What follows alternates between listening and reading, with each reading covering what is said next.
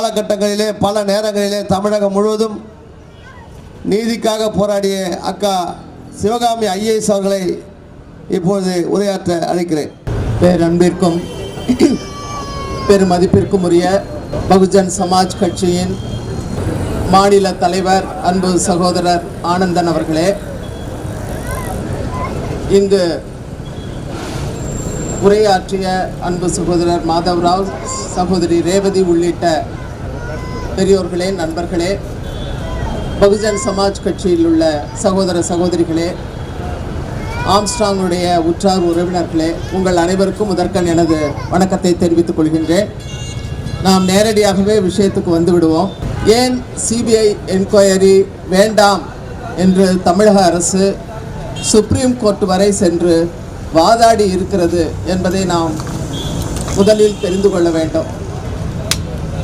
அதாவது பகுஜன் சமாஜ் கட்சியின் தலைவி பேன்ஜி மாயாவதி அவர்கள் ஆம்ஸ்ட்ராங் படுகொலையின் போது அந்த நல்லடக்கத்திற்கு முன்பாக அவர் பேசிய போது என்ன குறிப்பிட்டார் என்றால், இந்த கொலையில் அரசு சம்பந்தப்படவில்லை என்றால் இதை சிபிஐக்கு அனுப்ப வேண்டும் என்று சொன்னார். அன்றிலிருந்து இன்று வரை நாம் யோசித்துக் கொண்டிருக்கிறோம், அரசுக்கும் இந்த கொலைக்கும் என்ன சம்பந்தம், ஏன் அப்படி மாயாவதி அவர்கள் கூறினார்கள் என்று. போலீஸ் 1711 பக்க ஒரு விசாரணை அறிக்கையை சமர்ப்பித்து 30 பேரை கைது செய்து விட்டோம் என்று கூறி எல்லாம் சரியாகவே நடந்திருக்கிறது என்று வாதிட்டாலும் கூட நாம் உண்மையான குற்றவாளிகள் இன்னும் பிடிபடவில்லை.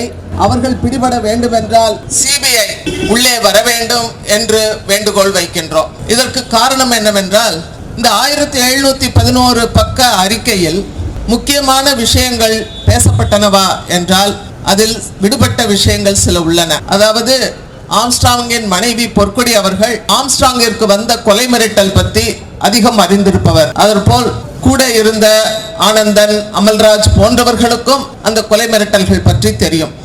இவர்கள் விசாரிக்கப்பட்டனரா என்றால் அவர்கள் விசாரிக்கப்படவில்லை. பிறகு உச்சநீதிமன்றத்திற்கு சென்ற போது கூட, அதாவது உயர்நீதிமன்றம் தலையிட்டு சிபிஐ விசாரிக்கலாம் என்று உத்தரவு போட்ட பின்பும் கூட தமிழக அரசு விடாப்பிடியாக உச்சநீதிமன்றம் வரை சென்று இதை விசாரிக்க கூடாது என்கின்றார்கள். நாங்கள் ஏற்கனவே விசாரித்து விட்டோம் என்கின்றார்கள்.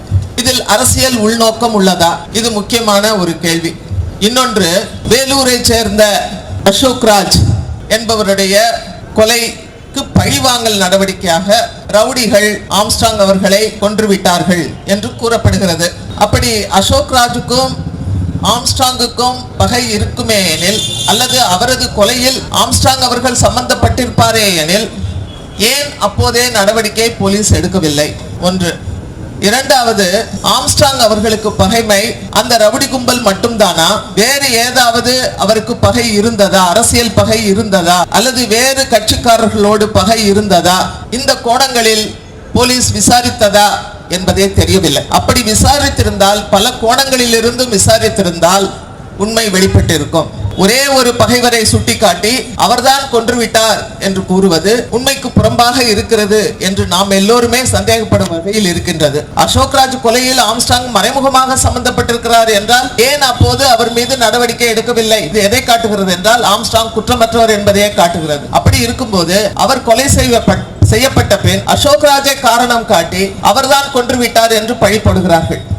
உங்களுக்கோ அல்லது பார்வையாளர்களுக்கோ தெரியும் யார் யாரெல்லாம் இதில் சம்பந்தப்பட்டிருக்கிறார்கள் என்பது தெரியும். எனினும் காவல்துறைக்கு அது தெரியாமல் போனது ஆச்சரியமாகத்தான் இருக்கிறது. இப்பொழுது இந்த கூட்டம் எதற்கு நடக்கிறது என்றால், சென்ற ஆட்சியிலே தொடர்ந்து உச்சநீதிமன்றம் வரை சிபிஐ விசாரணை வேண்டாம் என்று அவர்கள் கூறிக்கொண்டிருப்பதனால் இப்பொழுது நல்லாட்சி நடத்துகின்ற தாவைக்காவின் மாண்புமிகு முதல்வர் விஜய் அவர்கள் 8 அமைச்சர்களை இங்கே கொண்டு வந்திருக்கின்றார். தாழ்த்தப்பட்ட சமுதாயத்திலிருந்து அவர்கள் மீது உள்ள அக்கறையை வெளிப்படையாக வெளிப்படுத்தியிருக்கிறார். அப்படி இருக்கும்போது இங்கு தாழ்த்தப்பட்ட மக்களுக்காக பலகாலம் தொடர்ந்து பாடுபட்ட ஒருவர் நட்ட நடுப்பகலில் பலரால் வெட்டி கொல்லப்பட்டு இந்த சமுதாயத்திற்கே ஒரு கடும் எச்சரிக்கையை விடுத்த அவர்களை சும்மா விடக்கூடாது. சிபிஐ விசாரணை வேண்டும். இதை விஜய் அவர்கள் நிச்சயம் நிறைவேற்றுவார்கள் என்று நம்புகின்றோம் என்று கூறி வாய்ப்புக்கு நன்றி கூறி விடைபெறுகின்றேன். நன்றி, வணக்கம்.